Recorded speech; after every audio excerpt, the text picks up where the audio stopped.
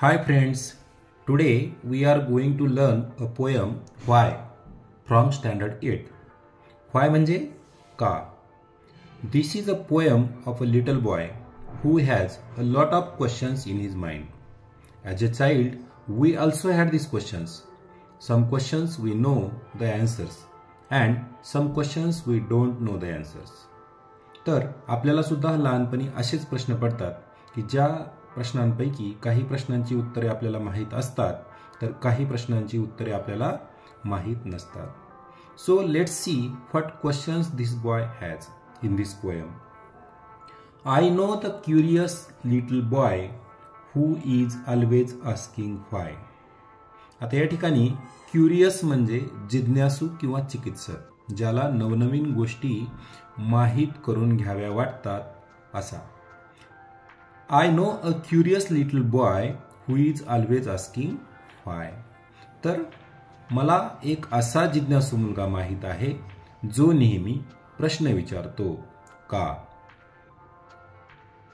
Why this, why that, why then, why now, why not, why by and bye.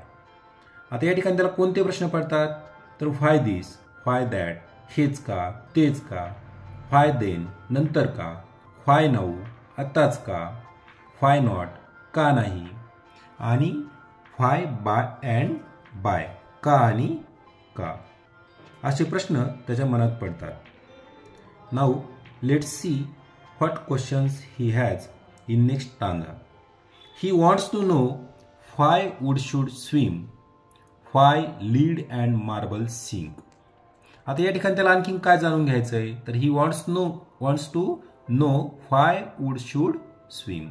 Wood म्हणजे लाकूड आणि swim म्हणजे पोहणे जरी असलं तर या ठिकाणी तरंगणे. तर लाकूड पाण्यात का तरंगतं.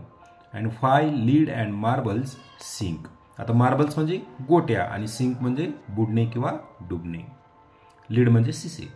तर लाकूड पाण्यावर तरंगतं but why lead and marbles sink, की शिस आणि गोट्या का बुडतात किंवा डुबतात. Why stars should shine and winds should blow and why we eat and drink. Why stars should shine. Shine म्हणजे चमकणे. Stars we know stars shine in the sky and winds should blow. तर त्याला पुढचा प्रश्न पडतो की चांदण्या का चमकतात आणि वारा का वाहतो. And why we eat and drink. आपण का खातो आणि का पितो.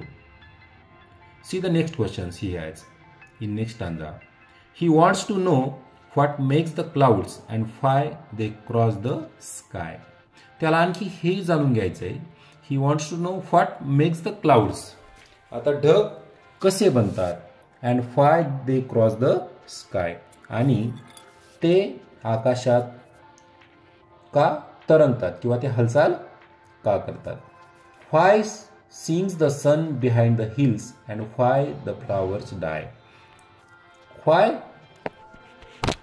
Sings the sun behind the hills. Sink म्हणजे बुडणे किंवा डुबणे आणि बिहाइंड द हिल म्हणजे टेकड्यांच्या पाठीमागे. आपण पाहतो की सूर्यास्ताच्या वेळेस टेकड्यांच्या पाठीमागे बुडताना आपल्याला दिसतो.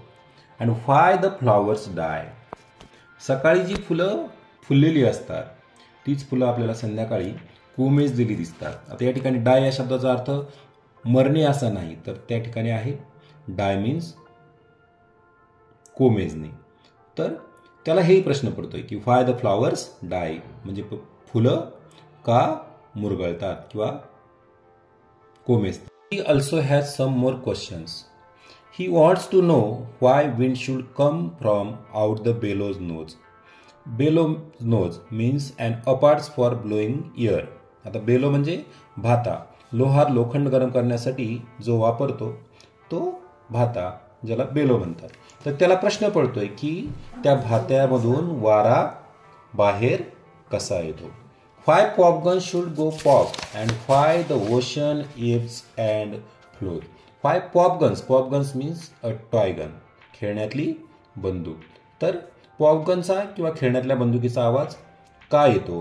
And the ocean ebbs and flows. Ebbs म्हणजे ओहटी, ओशन म्हणजे समुद्र. तर ओहोटीच्या वेळी पाणी का वाहतं असाही प्रश्न त्याला पडतो. He wants to know why fish have gills and why boys cannot fly.